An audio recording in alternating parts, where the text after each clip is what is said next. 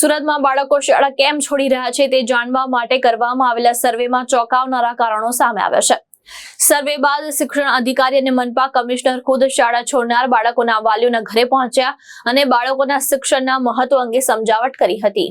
સુરત શહેરમાં બાળકો શાળા છોડતા હોવાના મુદ્દે એક વિશેષ સર્વે હાથ ધરવામાં આવ્યો હતો।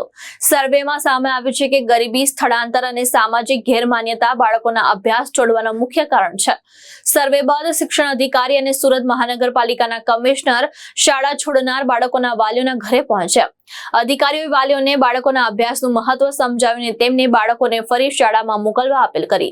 સર્વે મુજબ આર્થિક તંગીને કારણે અનેક પરિવારો બાળકોને નાની ઉંમરે જ કામ પર લગાવી દે છે, જેના કારણે તેમનું શિક્ષણ અધૂરું રહી જાય છે।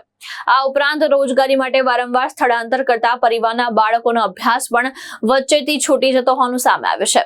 ખાસ કરીને દીકરીઓના શિક્ષણ બાબતે હજુ પણ દીકરીને ભણાવીને શું કરવું જેવી રૂઢિચુસ્ત માનસિકતા દરેક પરિવારમાં જોવા મળી રહી છે।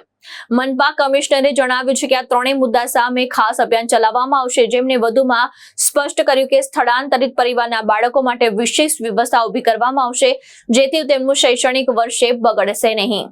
ભાવેશ ઉપાધ્યાય, દ્રષ્ટિકોણ ન્યૂઝ, સુરત।